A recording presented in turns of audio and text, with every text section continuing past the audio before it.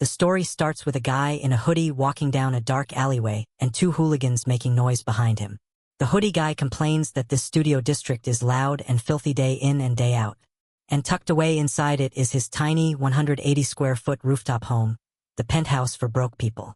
The guy takes off his hoodie and complains about eating ramen for dinner again tonight as he sighs. The guy right here is our MC, Bong Joon-hyuk, age 25, occupation, unemployed. But note that he is currently working 3 part-time jobs. At a convenience store, a barbecue joint, and he also works as a day laborer. Wow, the economy is crazy even in the manhwa world. Even while working like a dog, he can never save money. The reason is simple. Debt. This is a debt he has to pay off no matter how miserably he has to live to do it. He has no special skills, just a working body. So there's no bright future waiting for him. Bro seems to have completely lost hope in life. He thinks he is just a mediocre bottom feeder. But before he could finish his internal monologue, a system pops up and announces that he has awakened. Plot armor is crazy, wish I had one too. Bong Joon-hyuk is so shocked that he doesn't notice that the ramen is extremely hot, which scares the hell out of him. He regains his composure and wonders how he awakened. In this world, there is something called awakening. Some people call this a blessing, a chance to grab the jackpot and completely turn their lives around. Maybe even better luck than winning the lottery. But here's the thing. One can only enjoy all that if they're actually alive. Entering the tower is insanely dangerous. One could get torn apart by a monster or die freezing or burning in extreme climates or die from poisoning or fall into a trap and get crushed to death and so on. This MC is also such a wimp that even when he sees injustice, he generally turns a blind eye. He avoids dangerous situations at all costs. Bro is him when it comes to being a bottom feeder and a nobody. He has lived that way for 25 years. But an awakening, he wonders if this is really an awakening. Maybe he just dozed off because he is tired. He tries calling up the status window, and lo and behold, it appears. The status shows Bong's basic info like his name, his tower affiliation, which is the Black Tower located in Korea. His level is 1, trait is summon, concurrent summons is 1 at the moment, and his catalog is empty. It also shows his traits, skills, and common skills, like the fact that he can only enter the tower once a day. Bong Joon-hyuk finally realizes that everything is real and that his trait is summoning. Awakened are granted an ability known as a trait. The types range from swordsmanship, spearmanship, shield arts, archery, and martial arts, to gigantification, heavy swing, summoning, healing, and many others. Among them, summoning involves spirits, phantom beasts, golems, demonic beasts, and so on. It is generally known as the ability to command specific types of summoning creatures. Bong Joon-hyuk wonders what kind of summoner he'll be. Now that he's awakened, shouldn't he cast a skill with some flair? He confidently strikes a cool pose and uses his skill summon, but he casually stops the pose after feeling shy and still tries the skill. After some time, nothing happens, and he guesses that the trait doesn't work outside. A player's abilities, including skills, are only valid inside the tower and cannot be manifested in the outside world. Aside from checking the system status window, a player is no different from an ordinary civilian while outside the tower. This is a known fact that anyone with an internet connection knows. He feels like such an idiot. He knows that there's no way a skill would actually activate outside the tower.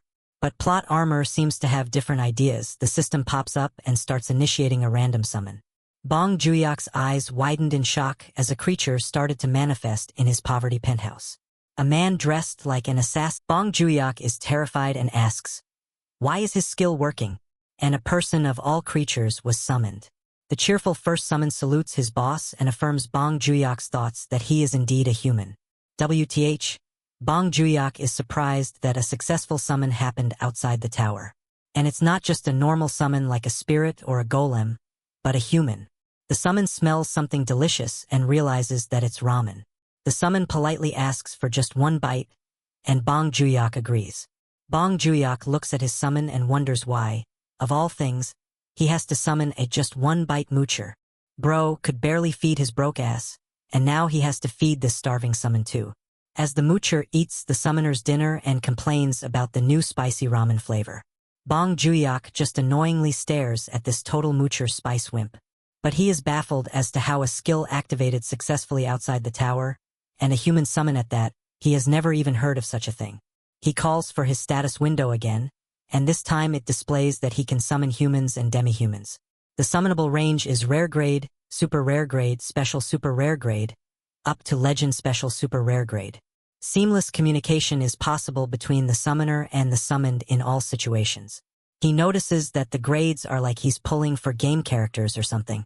Additionally, the system informs Bong Joon-hyuk that the summoned is bound by the 3 mandates, which are 1. The summoned shall protect the summoner's life above all else. 2. The summoned shall obey the summoner's commands absolutely. 3. In the event of a conflict between Mandate 1 and Mandate 2, Mandate 1 takes precedence. These mandates sound a lot like the robot rules from the movie I, Robot. Bong Joon-hyuk thinks absolute obedience is actually decent, but he still wonders who exactly is that moocher that he summoned. The status window pops up with the moocher's details. The summoned is a cruel guild's insane assassin named John Cossack, who is a super rare grade and a human-type assassin. John's manifestation limit is 6 hours, satisfaction rating is none, and the cooldown period is 3 hours, which is applied after the summoned is dismissed. John Cossack was the cruel assassin guild's biggest headache, a complete lunatic. However, his mission success rate was 99%. He even succeeded in assassinating a 5th Circle Dark Mage, but his final moments were, suddenly, the system zapped all the rest of John Cossack's info into Bong Joon-hyuk's brain.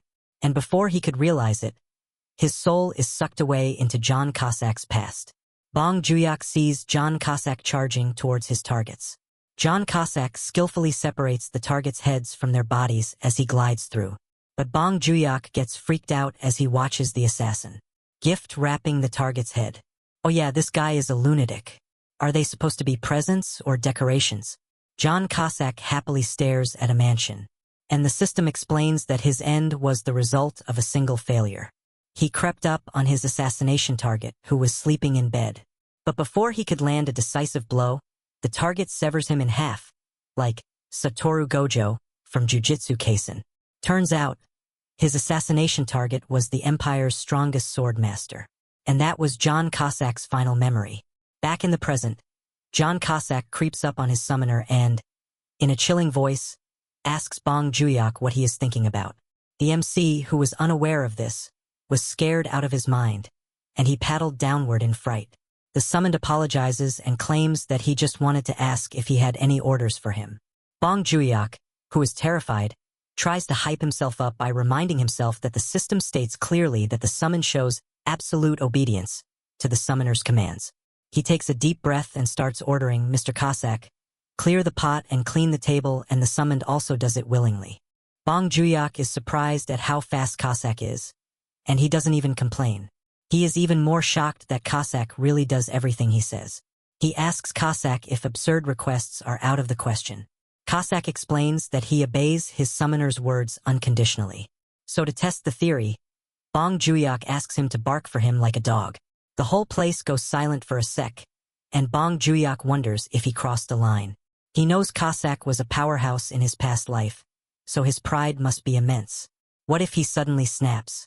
But Cossack suddenly starts barking and acting like a dog in front of the MC, leaving him speechless.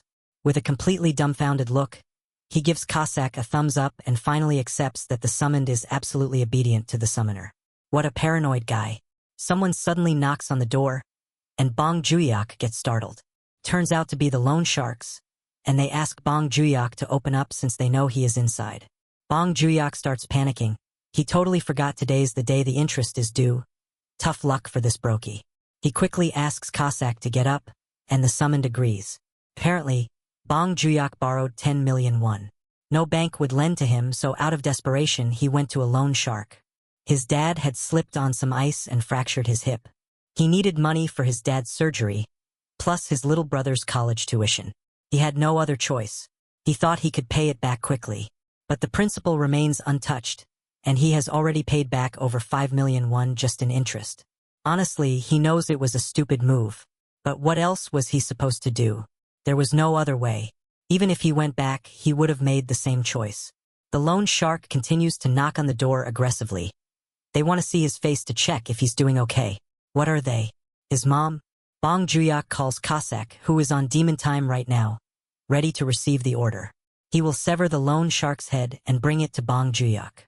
But Bong Joon-hyuk refuses Cossack's kind offer, knowing full well that Cossack is about to cause a disaster.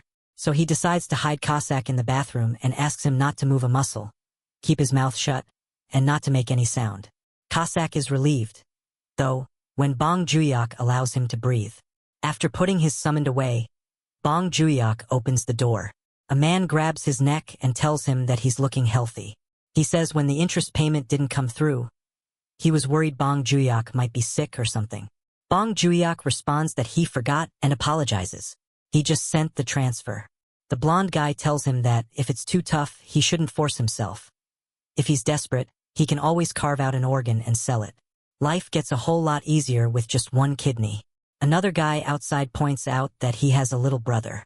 The blonde guy agrees to let the brother cut part of himself because the younger they are, the better the price. What despicable guys. Bong Joon-hyuk's eyes turn cold like he wants to hurt someone.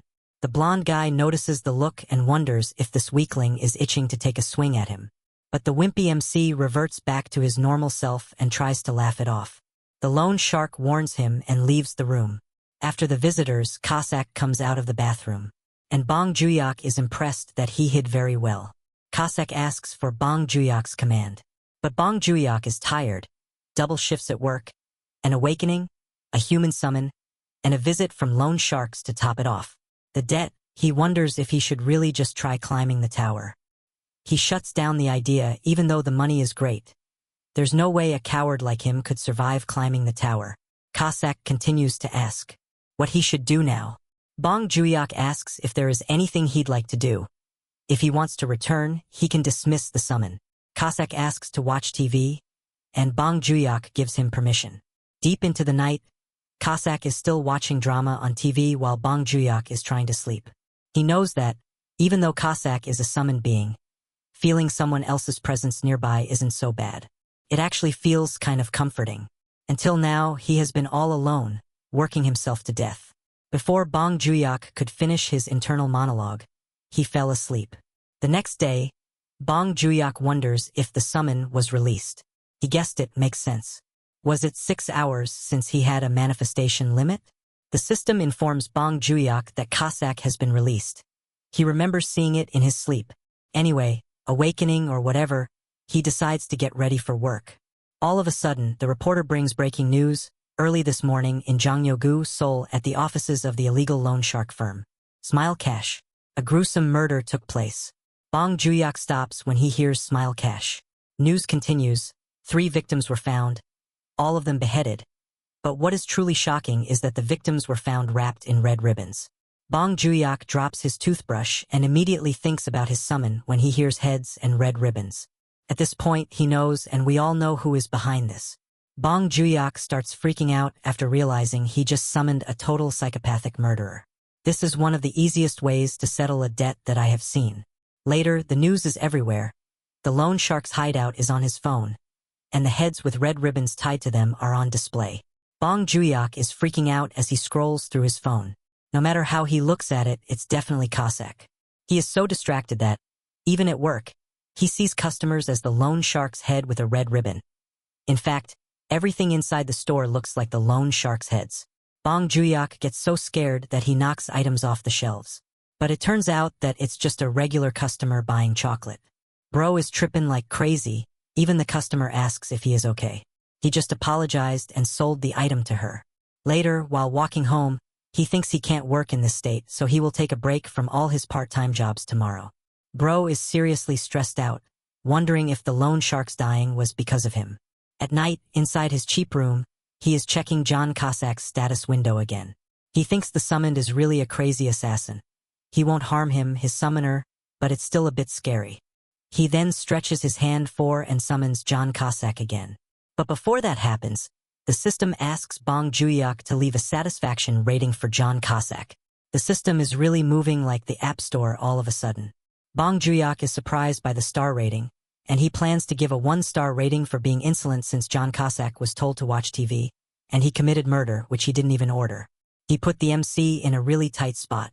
But on second thought, he decides not to be heartless and just gives a 3-star satisfaction rating. He also remembered that his mom was a rental water purifier coordinator, He knows very well how heartbreaking a low satisfaction rating is. Even if he has complaints, there is number 1 star. What a wimp. Some seconds later, John Cossack gets summoned, and he is as cheerful as ever.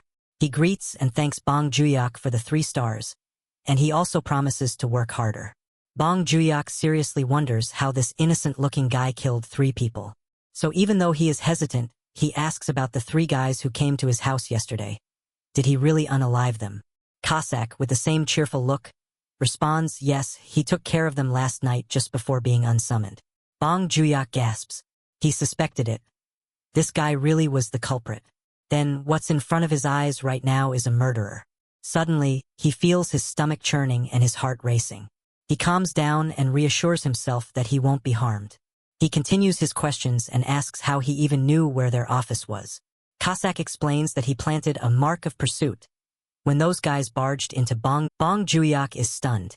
He wonders if the mark of pursuit is something like a skill.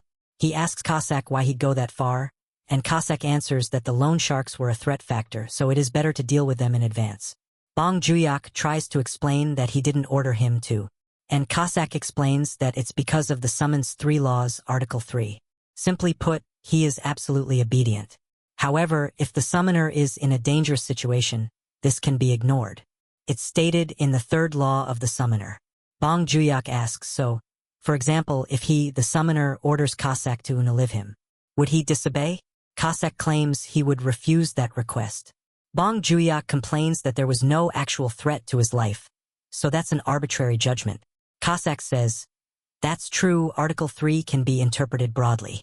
In his view, those B-stars were risk factors that would inevitably threaten Bong Juyak's life someday, and so this was a very reasonable judgment. Bong Juyak abruptly yells out, no such a psycho-like mentality. But he soon apologizes for his cruel words, but a psychopath like Cossack at this point is used to those words.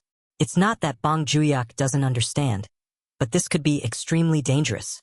Let's assume Bong Juyak walks down a crowded street with John Cossack. If he accidentally bumps shoulders with someone looking like a thug, and that the person says something like, do you want to die? I'll pluck your eyes out. Usually, they don't actually mean to harm. It's just a threat. But according to Cossack's interpretation, the thug will be gift-wrapped. Bong Juyak gets nervous just thinking about this. Cossack asks Bong Juyak if he was wrong while kneeling. Bong Juyak asks him to get back up, and he tells Cossack that he shouldn't murder for his sake, because it could get him into a difficult situation. Cossack reassures him that no one will know. Bong Juyak insists he shouldn't do it again. Cossack suspiciously says he can't guarantee that while avoiding eye contact. Bong Juyak demands a promise that unless a knife is actually pointed at his throat, he shouldn't unalive someone. Doing things like killing people based on mere speculation is. Before he could finish talking, Cossack enthusiastically promises to judge the situation well. Bong Juyak is relieved that his answer is energetic and tells him to go back for now. Before Cossack leaves, he calls for the summoner's attention and asks if he perhaps doesn't want to climb the tower. Bong Juyak is left speechless. He knows it's true that climbing the tower is a once-in-a-lifetime opportunity. But honestly, he's scared, it's dangerous, and he could die. Bong Juyak asks if there was another summoner, like someone who summoned Cossack like him. Cossack says that there was, and he was a truly strong and brave person. Bong Juyak is ashamed. You should be, you scaredy cat. Someone uses their awakening ability to save this world. But Bong Juyak doesn't have the courage to risk his life. Cossack tries to say something, but Bong Juyak knows that he's a pathetic coward. But to his shock, Cossack calls him the best summoner. Cossack excitedly rushes over, grabs Bong's shoulders, and tells him that the greatest virtue for a summoner is safety first. Bong Juyak, who is confused, agrees. Cossack excitedly continues, being brave is poison. A brave summoner is dangerous. He never knows when he'll die, and if he dies, they cannot come out either. Bong Juyak doesn't need to worry. Cossack will do all the dirty work. He wants Summoner Bong to just keep playing it safe and live to a ripe old age. The next day, Bong slept fitfully while worrying about whether to climb the tower or not. Climbing the tower for someone like him is impossible. He's just grateful that the debt disappeared along with the debt collectors. He'll just do safe and ordinary work. If he lives diligently like that, everything will get better, everything. He suddenly gets a phone call. Bong receives the call, and it's his father, who asks if he's doing his rehab diligently. Bong is then told that the hospital wants to move his dad to a bigger hospital, and his mom has also been fired. His dad tells him not to worry too much. His dad called because there was no contact from Bong. Bong promises to make time to visit next time and eat together. He asks his dad to not overwork himself and hangs up. Later, Bong puts on a protective helmet, a shield, and a baseball bat, ready to head into the tower. Funny how he just swore to stay away from the tower. Bong plans to just take a peek at the first floor for a moment and come out. If it's dangerous, he can just exit immediately. Today works out well since he's off from all part-time jobs. Before summoning, he wonders if he necessarily has to insist on the crazy Cossack. Can't he try summoning someone else? Who knows, maybe a legendary special super rare rank will pop up. But the system informs that a random summon is unavailable. Random summon cooldown is 28 days, 11 hours, 8 minutes, 37 seconds remaining. Bong is surprised there was a cooldown, and it's a whole month. Eventually, he ends up summoning Cossack, who thanks him for the 5 stars. Bong wonders if he knows that he tried to summon someone else, and welcomes him. Bong tells Cossack that he decided to enter the tower. Cossack says Bong is brave, but he retracts those words. Bong tells him not to worry. He just plans to get a taste of it appropriately and get out. Cossack tells Bong to throw away his safety equipment, and instead, he will become Summoner Bong's tool and hunting dog. He would drive comfortably and safely. Once inside the tower, Bong shouldn't lift a single finger. The system pops up and asks if Bong would like to enter the Korean Black Tower. The current accessible floor is the first floor. Bong announces their departure to Cossack. Both Bong and Cossack dive into the tower. As they keep falling into the tower, Bong just keeps screaming out of his mind. But finally, the whole process ends, and they arrive inside the Black Tower. The first floor is a complete wasteland. Bong suddenly feels sick and pukes rainbow, as Cossack reassures him that he will get used to it soon. Cossack leads Bong to move beyond the safe zone. As they move, the system informs Bong that his physical abilities have improved according to level, characteristics, and combat skills available for use. Bong feels the effects of the buff immediately. He finally feels what it's like being a player. Another system pops up and informs Bong that the first floor mission is to defeat 5 tough-skinned fatty grubs. The time limit is to defeat them within 2 hours. The condition for failure is death or forfeiting the mission. Up ahead, Cossack notices the tough-skinned fatty grubs. Bong remembers reading online that the first floor is a place to test one's skills. The tough-skinned fatty grub is like a scarecrow concept. Its attack power is almost non-existent, but they say its skin is tough, so it's hard to kill easily. Other players manage to catch one in about 30 minutes at best, but now he's a player, too. He hyped himself up and will try catching just one first. Cossack is a bit worried and asks if there's a need for him to suffer unnecessarily. Bong approaches the grub, but he stupidly turns his back to the enemy, planning to borrow a weapon from Cossack for a moment. Without noticing, the tough-skinned fatty grub raises its body to attack its unsuspecting prey. The unsuspecting prey feels a chill behind him and turns to face his doom. Bong pitifully asks for help from his summoned. Cossack is delighted that Summoner Bong made a wise decision. In a flash, Cossack moves closer to his target, and in an instant he takes out the fatty grub. He tells Bong to stand back for a moment while he casually throws several fatty grubs in the sky. He takes out several blades, throws them, and takes out the fatty grubs. He then turns around like a badass and uses blade explosion on the fatty grubs, and they explode mid-air. Bro just walks away without looking back at the destruction he caused. Bong is in awe of what he is seeing, an instant kill. The system informs Bong that he has succeeded in the first floor mission. A level up. His reward is 100 grams of magic stone. He also receives a notice that he has achieved an S++ clear rank for the first floor of the Black Tower, Korea. His S++ clear reward is a platinum badge. Bong wonders why it's too easy. At this rate, he might become rich soon. Bro feels like he is floating on cloud 9. But what the beta male Bong Joo-hyuk didn't know yet was that, at this moment, the same notice popped up for every player in South Korea.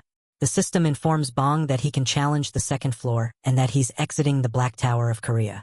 Summoner Bong and Cossack return home immediately after clearing a floor. Bong feels uneasy seeing that it only took 5 minutes, and Cossack congratulates Bong. But Bong says he didn't do anything and just stood still. Cossack says that was the right thing to do. Bong remembers that he hears others barely finish when they're exhausted from beating grubs to death. For him, this was too simple. He also has magic stones and a platinum badge. A magic stone is an important resource indispensable in the current industry.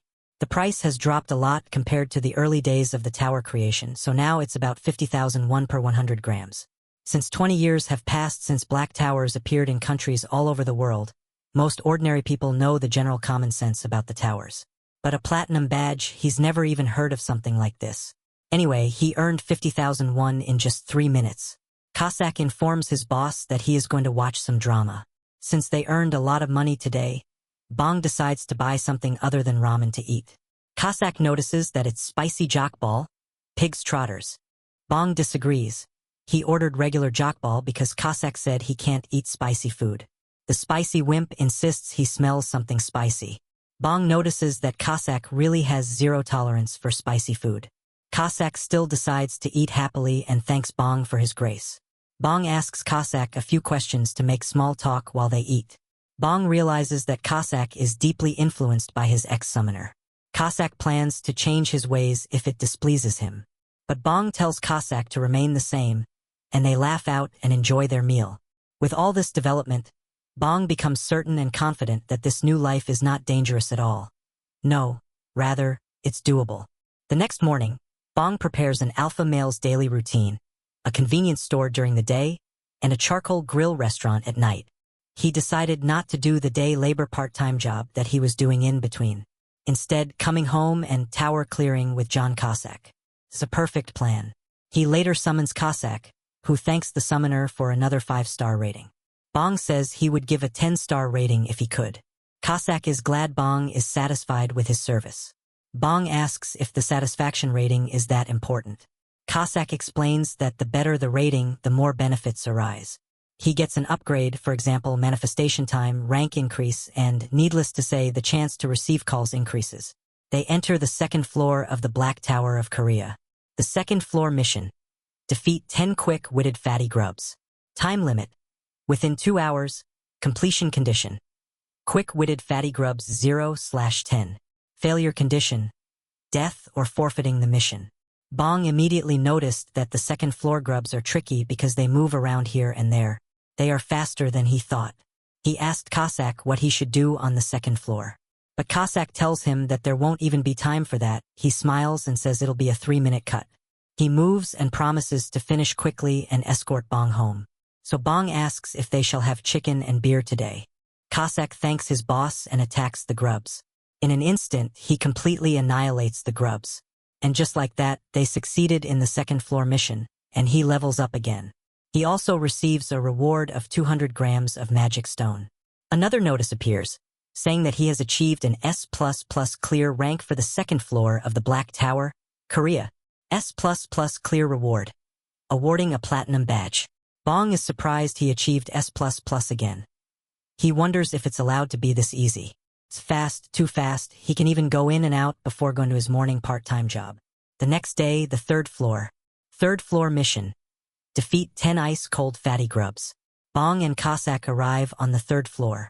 Soon as they arrived, they succeeded in the third floor mission, leveled up again, and received 300 grams of magic stone. Another notice: he has achieved an S++ clear rank for the third floor of the Black Tower Korea branch. S++ clear reward, awarding a platinum badge. Another day, he succeeded in the fourth floor mission, then the fifth floor mission. He succeeded in collecting 5 S++ rank platinum badges. The system awards him a special perk for accumulating 5 platinum badges. Bong is surprised by this. The special perk is an awakening trait enhancement. Due to the special perk effect, the number of simultaneous summon increases to 2. Later, Bong Juyak is viewing his status window, which displays his name and affiliation, which is the Black Tower of the Republic of Korea. His level is 6, trait is summoning, simultaneous summons is 2, catalog is empty, trait skills are designated summon, random summon, and summon release. General skills are tower entry, which works once per day. Tower exclusive inventory, combat skills are none. Bong is more interested in the 2 simultaneous summons, which means he can keep one more person with him. When Cossack alone is already steamrolling everything. An S++ clear reward is insanely good. This could turn into a long-term battle going forward. he'll be way safer. To use random summon again, the cooldown is more than 20 days left. He plans to hold out carefully until then, and then, after 20 days, the three of them. No, while he enjoys the free ride, those two keep breaking through with S++. Tomorrow is another climb to the 6th floor. They'll keep pushing upward. The next day, somewhere in Hanam-dong, Seoul, Republic of Korea, at the Awakener Management Administration, three top figures are in a room together. One man keeps wondering when the notice will ring today, whether it will be morning, evening, or maybe late at night. Another person leans closer and asks if he is thinking about the announcement. Isn't he? She ends up scaring the man, who calls the woman Director Lee. He told her to stop trying to read people like that, but she just can't help it when she is curious. The man is named John Gwang-il, and he's the Awakener Management Administration team leader. And the woman is named Lee Min-ae. She's the Awakener Management Administration deputy director. Team leader John asks Director Lee if a new announcement has gone up. Director Lee responds, yes, it was the Black Tower, Korea, 6th floor, S++ rank clear. Team leader John is surprised it happened again. The Black Tower's global announcements have been ringing repeatedly lately, and every single one contains news of an S++ rank clear. John thinks it's definitely one person. Floors 1 through 5 were cleared in order. Without a doubt, the owner of unprecedented, overwhelming talent. If the 7th, 8th, 9th, and 10th floors too. If every floor cleared from here on is S++ rank. The old man slams the table and says to both of them, but until now, Korea's highest record was rank A. This old man is named Park Jae-soo, and he's the director of the Awakener Management Administration. He explains that they didn't even know higher ranks existed, or that an S++ clear triggered a global announcement until now. In today's international society, player naturalization is quite common. There are even secret abductions happening behind the scenes. Before another country snatches them away, they must find this player immediately. They have to keep a close watch on every newly registered player. 2 days later, Bong tells Cossack that today's the 8th floor, and Cossack agrees. Bong thinks that they have been clearing 1 floor a day without any trouble. But, well, up to the 10th floor is basically the beginner zone anyway, everything's going smoothly. Later, they try to complete the 8th floor mission, to defeat 10 red thorn frog warriors. The frogs all charge at them, but before they can attack, Cossack quickly dispatches them. He gets a notification that he has successfully completed the 8th floor mission, levels up again, receives 800 grams magic stones, and a 5-tower exclusive healing potion. Global announcement. He has achieved an S++ rank clear on the Black Tower, Korea, 8th floor. S++ clear reward. Platinum badge awarded. After returning to Bong's room, Cossack congratulates Bong for entering the tower, even though he didn't do anything like he always did. Bong is also grateful cause thanks to Cossack they always climb easily. Cossack just tells him that he shouldn't let his guard down. After the late 10th floor it won't be so easy. I bet it will be even easier. Bong plans to give Cossack a present for another 3 minutes clear today too. He tells Cossack that he still has plenty of manifestation time left, so he should go out and have fun before coming back. He then takes out money from his wallet and tells him to eat something tasty too. He also warns him not to cause any trouble. But to his dismay, Cossack refuses since he can't leave Summoner Bong's side, and he plans to just watch TV at home. Bong wonders if absolute obedience doesn't apply to stuff like this too. But Cossack gets excited when Bong suggests they order some chicken. As Cossack is ordering non-spicy chicken, Bong decides to check the rewards he received this time. He got a new reward, a tower exclusive healing potion, which he decides to give to Cossack since he is the only one doing any form of fighting. But he does wonder what he should do with the magic stones. He has already gotten 3.6 kilograms in his inventory. If he sells them, that's about 1.8 million won. He seriously thinks about cashing out. Day 10 of climbing the Black Tower, approaching the 10th floor.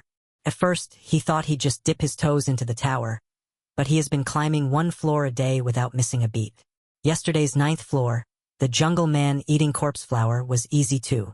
Of course, it's easy when you have an elite assassin at your beck and call. Honestly, for him, clearing missions is a given, and S++ clear rewards are just a bonus. This is unbelievably sweet, no reassuring. Bro, who used to be a wimp, is starting to get cocky. He has already forgotten that he has a crazy assassin who killed 3 people. Later, he summons Cossack again, and due to his recent 5-star satisfaction rating, John Cossack's manifestation time increases by 1 hour. What a surprise, it seems it was totally worth giving the highest score after that first time. Cossack appears again, cheerful as ever. He is excited that now he can support Bong for 1 more hour. He wants Bong to just leave everything to him, and Bong agrees to. Once again, they enter the Black Tower, Korea Edition, 10th floor. Physical abilities have been enhanced to match his level. Traits and combat skills are now available. Looks like the 10th floor is where things start getting serious. Surely he won't have an easy time like the previous ones, right? Even Bong is starting to really feel it, too. The recalibration of physical abilities inside the tower. Overflowing strength and a mysterious mana stirring in his lower abdomen. So has he, Bong Juyeok, become an untamable wild horse now? Oh yeah, bro is on demon time right now, he's feeling like a Chad. He puts his hand on his professional assassin and tells him that, from now on, he'll help too. This guy, with 0 combat experience and 100% aura, thinks he can help out. Cossack disagrees. If Summoner Bong gets even a scratch, he'd have to smash his head into the ground. But this Chad has his own plans. He tells Cossack not to worry. He is already a wild horse. Cossack pleads that his encouragement and praise are more than enough. But this stallion is not taking no for an answer. He absolutely has to fight together. But before he finishes his words, he notices a giant eyeball staring at them, and he gets nervous. All the built-up confidence shatters in an instant. A giant mantis towers over them, ready to strike. This thing is a 10th floor monster. He is scared shitless, and he wonders how other players even kill something like this. He then makes a strategic move to step back since, on second thought, sending 2 people out to kill mere insects does hurt human pride a bit. Smooth. Cossack thinks otherwise. But Bong's pride hurts a lot to gang up on a mere insect. So, just Cossack will do. As the insect goes crazy, Bong cheers for Cossack, from a safe distance away. The insect launches its attack. Cossack evades them, climbs onto the insect, and locks in and slices and dices the mantis apart. And just like that, they have successfully completed the 10th floor mission with a reward of 1 kilogram of magic stones. Global announcement. He has achieved an S++ rank clear on the Black Tower, Korea, 10th floor. Another platinum badge is awarded. Cossack also announces that the mission is complete. They may now challenge the 11th floor. They exit the Black Tower. Bong received another 1 kilogram of magic stones, bringing the total to 5.5 kilograms. And since he already got a perk at 5 platinum badges. But another perk is granted upon accumulating 10 platinum badges. He wonders what the perk will be. He may copy 1 skill possessed by a summoned entity. All of Cossack's skills appear, and Bong is asked to choose the skill he wishes for. Cossack overhears that the perk is a skill copy, and without question, he tells Bong to copy Shadow Step. He should think about it, he has to learn Shadow Step. Bong asks for a reason, and Cossack tells him that the skill is convenient for running away. If something happens to him, he can move fast and quietly. Bong is speechless. Running away, he wonders what Cossack takes him for. Does he look like someone who'd abandon everyone just to survive alone? Bro could never do something like that. He is an upright guy. The system pops up and shows that he acquired the skill Shadow Step. Shadow Step has been registered in the status window. Bong explains that fast footwork is genuinely, seriously important in combat. Cossack is excited, but on a serious note, Bong chose that skill because they say footwork is the life of a fight. He wonders if this works in the real world, too. He uses the flash step footwork outside his room. After the practice, he slams to the floor of his room, exhausted. Since it lets summoning work in the real world, then this should work too. He complains about something, and Cossack agrees with him. On day 11 of tower climbing, he calls the Awakener Management Administration call center. After someone answers the call, he nervously introduces himself and tells them that he's become an Awakener. They congratulate him and ask if the government support staff can visit his home. He agrees and gives them his address. They promise to head over as soon as possible. An ordinary citizen, Bong Juyeok, contacted the Awakener administration to sell magic stones. The bravest decision of his 25-year life. Director Lee is approaching a Maybach. She meets team leader John inside, and he asks, How is the Awakener who contacted them from Daegu yesterday? She doesn't think they're the owner of the S++ record this time either. It seems they are on a manhunt for the MC. John wonders if that person even exists. Director Lee informs him that another awakening request came in today and asks if he will come too. John agrees. They will run themselves ragged while they can. If the new person is them, they must bring them into the elite team, even if they have to pour out the best benefits the administration can offer. In Bong's house, he is cleaning up the place because of the visitors coming today. The Awakener Management Administration arrives, and Bong goes to open the door for them. The ones who came were Team Leader John and Director Lee. He invites them into his small house. John introduces himself and also introduces Deputy Director Lee, who is also a player, so Bong should feel free to ask anything. Bong is even more nervous now. Director Lee greets Bong to ease the tension, but without any sense of personal space. She moves too close to Bong, maybe to check him out and see if he's the one they are looking for. Bong does think she is too close, and she says to him, "It's you, isn't it? The S++. Bong is stunned, and he backs off because she is too close to him and what she said. Bong wonders, what the heck? Is there some way to tell who's awakened that he doesn't know about? He plans to deny it for now and act naturally. But he is so rigid with his answer it's almost robotic. He tells them that he might have heard of that. But that's not him, though. He laughs awkwardly, but Director Lee has already noticed the classic lying signal. Team Leader John swings at Director Lee. He told her to stop probing people. She dodges and says she will be more careful. Team Leader John apologizes for being rude to him. Bong says it's fine. He realizes that she was really just fishing. Later, the mascot of Korea's Black Tower appears and asks if he wants to learn about the tower. An ominous shape, pitch black like the night, and so huge that even the tallest building on Earth can't compare to it. That's the Black Tower.